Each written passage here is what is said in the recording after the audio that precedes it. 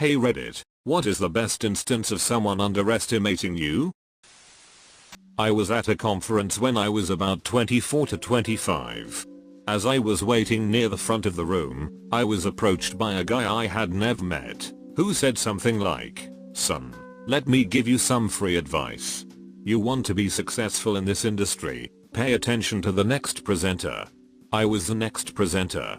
Edit, there is a classy/thoughtful way to do this, and a douchey/condescending way to do it. I promise this guy was not trying to be helpful. He was trying to be an awesome industry insider who could talk down to other people. My girlfriend's dad was helping me tune up my truck.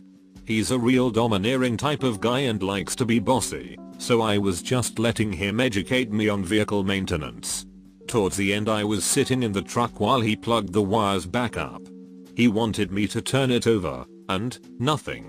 He tried again, and I turned the key, nothing. At this point I hopped out, and without a word, plugged the wires correctly into the cap, and started my truck, no problem. To this day, I am the only one he doesn't try to educate and boss around. TLDR, Google is a great friend. Some background first. I worked at my family's restaurant, and to avoid special treatment I would go by a different last name so nobody would know that I'm the owner's son. So fast forward about a year, and we hire a guy named who I'll call Colin, because that's his name. Colin was a major douchebag who would try to unload his responsibilities on me, and one day I just tell him that I'm not doing his job. So what does he do? He puts me into a sleeper hold, and only lets go a second before the lights go out. As soon as he let go, I told him I was the owner's son, and that he shouldn't bother coming into work tomorrow.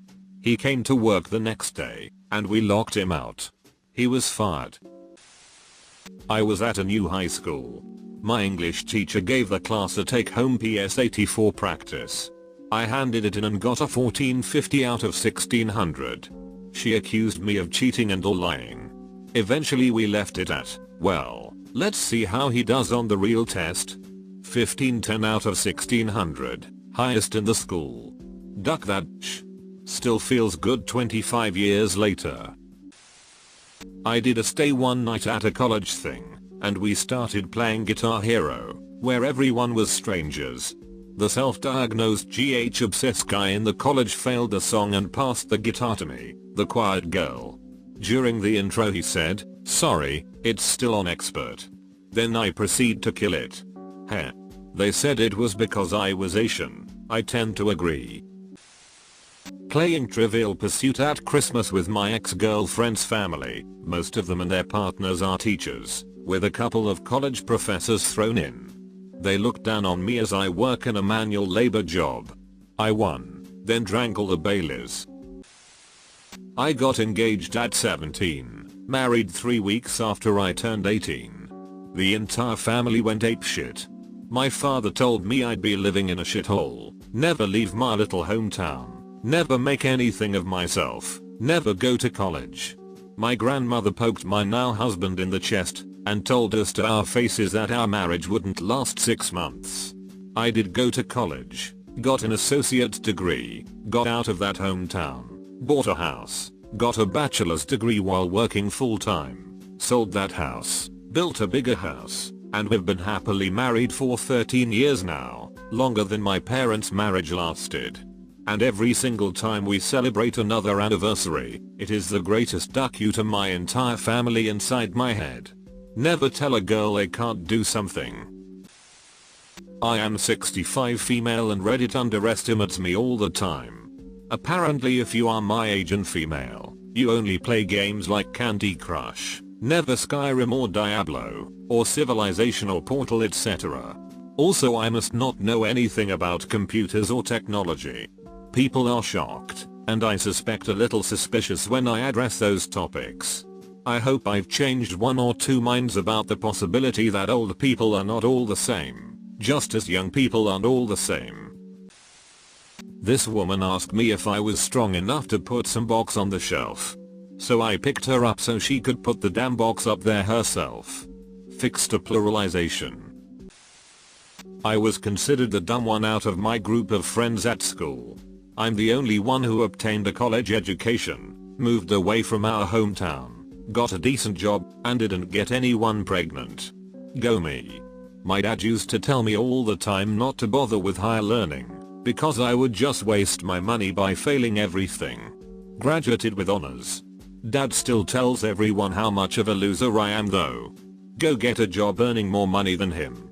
Be sure to buy him a fancy watch with your yearly salary engraved on it, with a note apologizing that you are such a loser.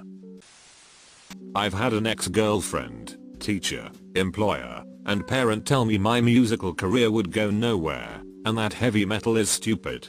This year I got signed to Nuclear Blast, one of the most reputable metal labels in the world, and I played Wacken Open Air, the biggest heavy metal festival in the world. They're still working their shitty 9 to 5, while I tour the world doing what I love. There was a great internship posted on my law school job board. I applied, did all the right steps, etc. Didn't even get an interview. 6 months later a similar offer is posted. I apply again. This time someone from my school's career office calls and says, "We can't send someone with your credentials to that prestigious employer, because this is a really important relationship for the school." Apply on my own. Get interview. Get position. School finds out I got internship, wants to set up meeting to make sure expectations are set correctly. Politely tell them to pound sand. Now have full-time job with company. I'm pretty laid back, wear business casual clothes to work, that is nice dresses, flat shoes, but no suits, perhaps heels now and then. I introduced myself to a new employee in a department that works right next to mine. I realize his attitude is a bit condescending as we talk a bit, and as I start to walk away he asks, "Are you one of the work-study students?" I smiled and realized he thought I was a student worker, and that explained his attitude. I just laughed and said, "No, I'm Dr. Damsel, but it's great that you think I look young enough to be an undergrad."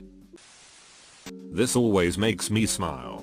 When I was in high school, just about to graduate, we all had to go see the careers advisor at school.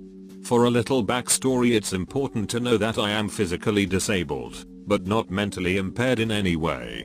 Anyway, when I went to see her, she told me that perhaps I shouldn't aim for university, as it was going to be a challenge with my educational deficits.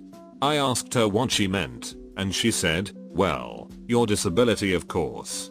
I very politely explained that my disability has no impact on mental cognition at all, and she said, "I don't think you're right. I think you need to consider the fact you'll never work or live a normal life." These days, I'm at university studying to be a social worker.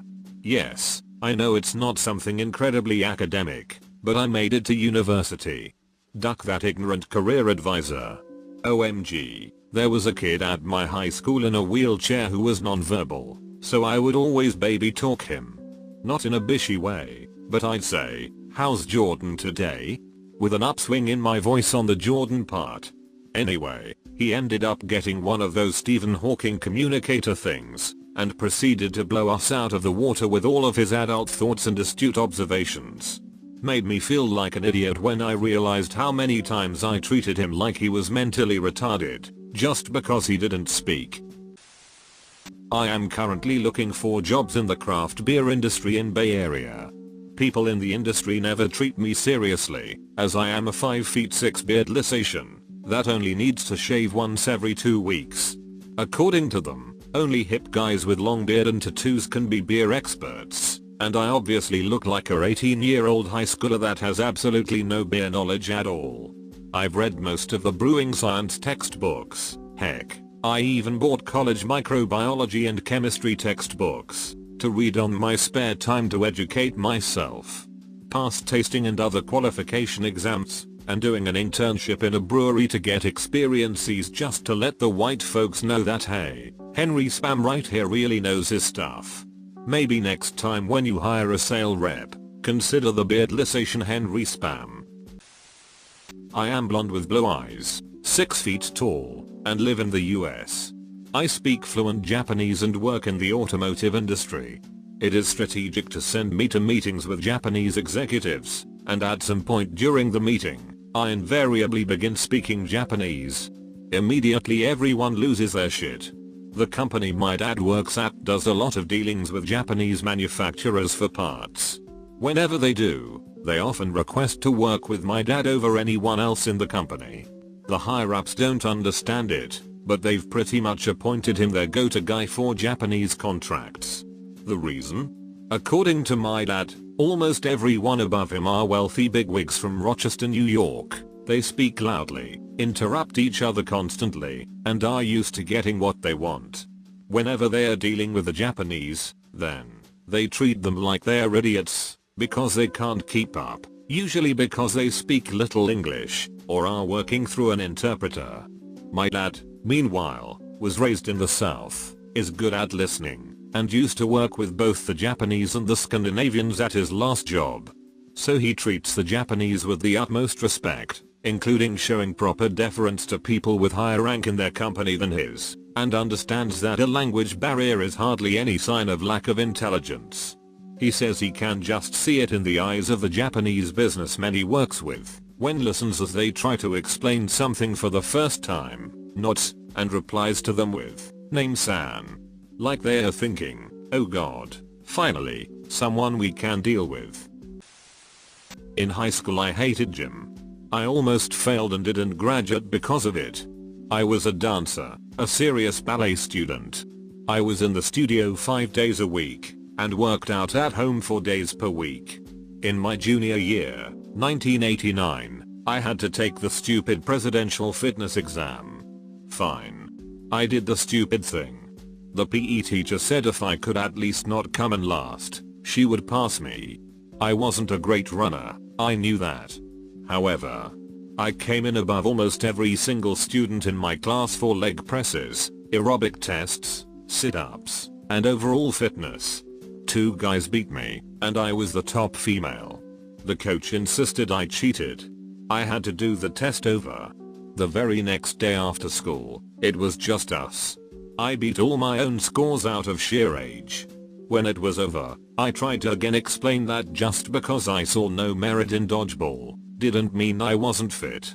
I could do shit with body all those jocks couldn't dream of. I still hold the record for most sit-ups in a minute and leg presses for women. Duck jocks. I'd been working as a data entry clerk at night in a medical practice. The business manager found out that I knew bookkeeping. She assigned me to balance the checkbooks. None had been balanced since she first started there. I thought the doctors were fools, but I balanced them and gave them back to her. Then she threatened to fire me if I ever mentioned to anyone how long the books had not been balanced. Wrongo. I was a temp, and at the best of times I didn't care if I left a job or not. I spent the rest of my shift typing up a complete report on everything that I knew was wrong in the practice, from handling patients' appointments to posting payments. I think it was over 5 pages. I made copies of my report and dropped them in the doctor's mailboxes at the hospitals that they covered. That way she would not know that I had stuck a knife in her. I offered the doctors 3 options. I disappear and they forget the whole thing. I hire them a business manager on commission and leave, or I took over and would straighten the place out, and when it ran right, I would leave. I'd given them my name and number. Then I went home and started sorting what stayed and what went with me. I didn't even bother to call in the next shift or the one after that. Then I got a call from the head of the practice asking for a meeting. I met with all 5 to 7 doctors. I offered to stick around until they could hire a real business manager. The next day, I was the manager and she was unemployed. No one threatens me. I hated the job, but I did it just out of sheer spite. Best comment of the day. Did you ever hear the tragedy of Darth Plagueis the Wise? I thought not. It's not a story the GD would tell you. It's a Sith legend. Darth Plagueis was a Dark Lord of the Sith, so powerful and so wise he could use the Force to influence the midichlorians to create life. He had such a knowledge of the dark side that he could even keep the ones he cared about from dying. The dark side of the Force is a pathway to many abilities some consider to be unnatural. He became so powerful the only thing he was afraid of was losing his power, which eventually, of course, he did. Unfortunately, he taught his apprentice everything he knew, then his apprentice killed him in his sleep. Ironic. He could save others from death, but not himself.